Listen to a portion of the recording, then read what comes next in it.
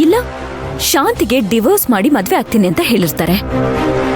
ಇದರಿಂದ ನಮ್ಗೇನ್ ಅರ್ಥ ಆಯ್ತು ಹೇಳು? ಸುಶಾಂತ ಮದ್ವೆ ಆಗ್ಬೇಕು ಅಂತ ಇಷ್ಟಪಟ್ಟಂತ ಮಂತ್ರ ನನ್ನ ಸಾಯಿಸ್ಬೇಕು ಅಂತ ಪ್ರಯತ್ನ ಪಟ್ಟಿದ್ದಾಳೆ. ನಾನು ಜೀವಂತವಾಗಿರೋದು ಅವಳಿಗಿಷ್ಟನೇ ಇಲ್ಲ. ಅಂದ್ರೆ ಅವಳ ಉದ್ದೇಶ ಸುಶಾಂತ ಮದ್ವೆ ಆಗೋದಲ್ಲ ಚಿನ್ನು. ನನ್ನ ಮೇಲೆ ಏನೋ ಸೇಡ್ ತೀರ್ಸ್ಕೊತಿದ್ದಾಳ ಅವಳು.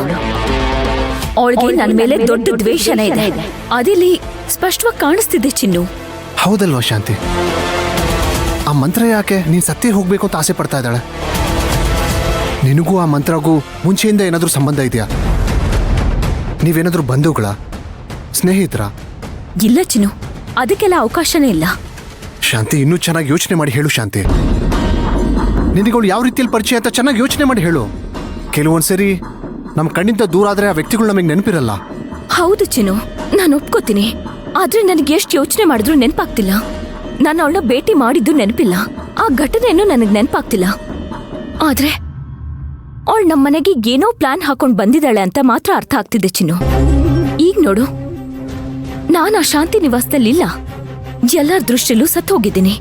ಸುಕೃತದಿಂದ ವಿಕಾಸ್ನ ಬೇರೆ ಮಾಡಿದಾಳೆ. ಸುಕೃತನ್ ಹೊಟ್ಟೆಲಿದ್ದ ಮಗುನ ಸಾಯಿಸಿದಾಳೆ. ನನ್ನ ಮಗು, ನನ್ನ ಕಂದ ರಾಘವ್ನ ಹೆದರ್ಸಿಟ್ಕೊಂಡಿದ್ದಾಳೆ. ಸುಶಾಂತು ಹೆದರ್ಸ್ತಾ ಇದ್ದಾಳೆ.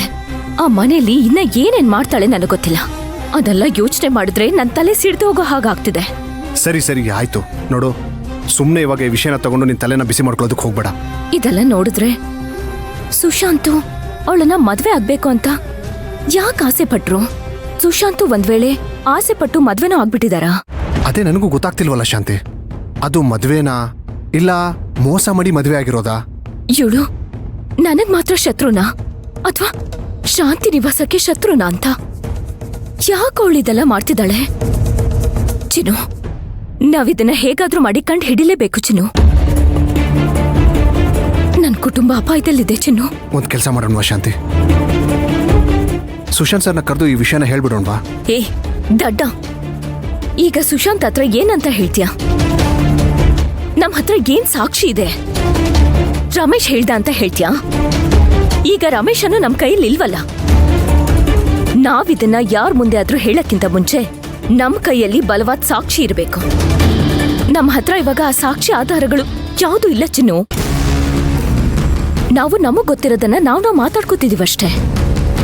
ಇದ್ದಕ್ಕಿದ್ದ ಹಾಗೆ ಆ ಮಂತ್ರ ನಿನ್ನ ಕರೆದು ಇನ್ಫಾರ್ಮರ್ ಆಗಿ ಕೆಲಸ ಮಾಡು ಅಂತ ಹೇಳಿದ್ಲಲ್ಲ, ಅದ್ರ ಹಿಂದೆ ಏನಿದೆ ಅಂತ ಯೋಚನೆ ಮಾಡ್ತಿದೀವಾ? ಹೌದು ಶಾಂತಿ, ನೀನ್ ಹೇಳ್ತಿರೋ ಒಂದೊಂದು ಚುಕ್ಕೆನು ಜೋಡಿಸ್ ನೋಡಿದ್ರೆ ಸ್ಪಷ್ಟವಾಗಿ ಕಾಣಿಸ್ತಾ ಇದೆ.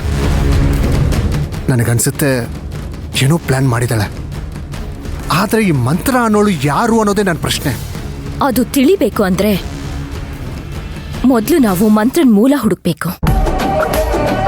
ಚಿನ್ನು, ನಿನಗವಳು ಇಷ್ಟ ಆಗ್ಲಿ ಆಗದೆ ಹೋಗ್ಲಿ, ನೀನ್ ಅವಳಿಗೆ ಸಣ್ಣ ಪುಟ್ಟ ಸಹಾಯ ಮಾಡ್ತಾನೆ ಇರು. ಆಗ್ಲಿ ಅವಳಿಗೆ ನಿನ್ ಮೇಲೆ ನಂಬಿಕೆ ಬರೋದು. ಸರಿ ಶಾಂತಿ, ಹಾಗೆ ಮಾಡ್ತೀನಿ. ಚಿನ್ನು, ಒಂದು ಚೆನ್ನಾಗಿ ನೆನ್ಪಿಟ್ಕೋ, ಜೀವನದಲ್ಲಿ ಸ್ನೇಹಿತರಿಗಿಂತ ಶತ್ರುಗಳನ್ನ ಯಾವತ್ತೂ ಜೊತೆಲಿಟ್ಕೋಬೇಕು. ಅವ್ರ ಮೇಲ್ ಒಂದು ಕಣ್ಣು ಇಡ್ಬೇಕು. ಆಗ್ಲಿ ನಾವು ಬೆಳೆಯಕ್ ಸಾಧ್ಯ, ಅವ್ರನ್ನ ತುಳಿಯಕ್ಕೂ ಸಾಧ್ಯ.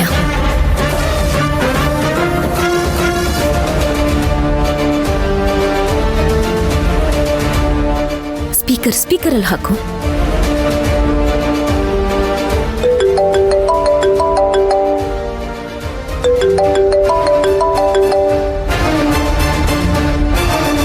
ಹಲೋ ಹಲೋ ಮೇಡಮ್, ನಿಮ್ನ ಒಂದು ಸ್ವಲ್ಪ ಭೇಟಿ ಮಾಡೋದಿತ್ತಲ್ಲ ಮೇಡಮ್.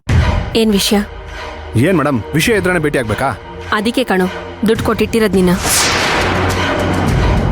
ಏನ್ ವಿಷಯ? ಏನಿಲ್ಲ ಮೇಡಮ್, ನಿಮ್ಮಿಂದ ನನಗೆ ಒಂದು ಸ್ವಲ್ಪ ಸಹಾಯ ಆಗಬೇಕಿತ್ತು. ಅದಕ್ಕೆ ನೇರವಾಗಿ ಭೇಟಿ ಆಗೋಣ ಅಂತಿದ್ದೆ. ಸರಿ, ಓಕೆ ಮೇಡಮ್, ಥ್ಯಾಂಕ್ ಯು. ಏನಕ್ಕೆ ಫೋನ್ ಮಾಡ್ತಿದ್ದ ನೀವನು? ಏನಿರ್ಬೋದು?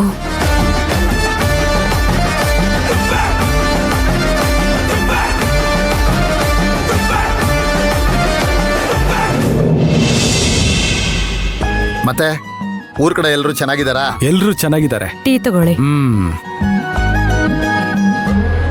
ಆರೋಗ್ಯ ಹೇಗಿದೆ ವೀರಣ್ಣ ಅವರೇ? ಈಗ ಸ್ವಲ್ಪ ಸುಧಾರಿಸ್ತಾ ಇದೆ. ಸ್ವಲ್ಪ ಆರೋಗ್ಯದ ಕಡೆ ಗಮನ ಕೊಡಿ ವೀರಣ್ಣವ್ರೆ. ಆ ಥರ ಎಲ್ಲ ಏನೂ ಇಲ್ಲ. ಮನಸ್ಸು ಗಟ್ಟಿ ಮಾಡ್ಕೊಂಡ್ರೆ ಎಂಥ ಕಾಯಿಲೆ ಆದ್ರೂ ನಮ್ಮಿಂದ ದೂರ ಹೊರಟೋಗುತ್ತೆ. ಅಂದಾಗೆ ನಿಮ್ಮ ತಂಗಿ ಅರ್ಚನಾಗೆ ಗಂಡು ನೋಡ್ತಾ ಇದ್ದೀರಾ ಇಲ್ವಾ? ಹೌದು, ನೋಡ್ತಾ ಇದ್ದೀವಿ. ನಿಮಗೂ ಯಾರಾದರೂ ಒಳ್ಳೆ ಗಂಡುಗಳು ಗೊತ್ತಿದ್ರೆ ಹೇಳಿ, ಅವರಲ್ಲಿ ಯಾರಾದರೂ ಒಬ್ರು ನೋಡೋಣ. ಒಳ್ಳೊಳ್ಳೆ ಗಂಡುಗಳು ನನಗೆ ಗೊತ್ತಿರೋರು ಇದ್ದಾರೆ. ಬೇಗ ಬೇಗ ಮದುವೆ ಮಾಡಿ ಮುಗಿಸ್ಬಿಡೋಣ. ಅವಸರ ಏನೋ ಇದೆ, ಆದ್ರೆ ನನ್ನ ತಂಗಿ ಇನ್ನೊಂದೆರಡು ತಿಂಗಳು ಕಳೀಲಿ ಅಂತ ಹೇಳಿದಾಳೆ.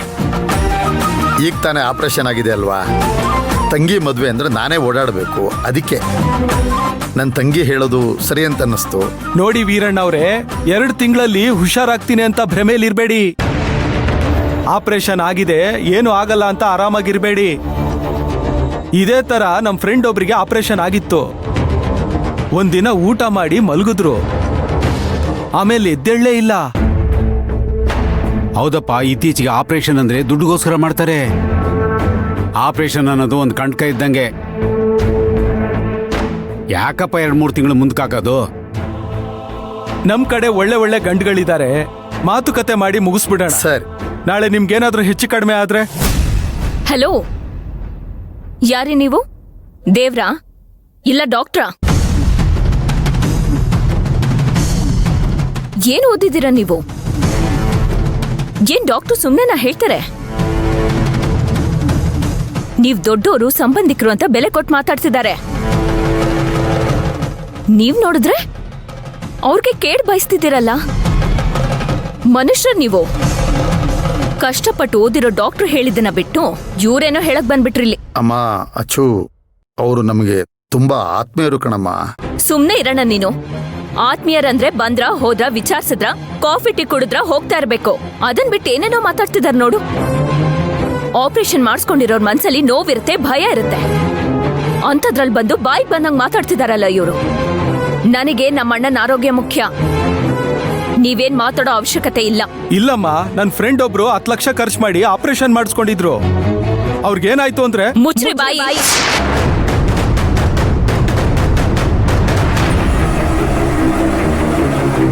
ಹೇಳಿದನ್ನೇ ಹೇಳ್ತಿದ್ದೀರಲ್ಲ.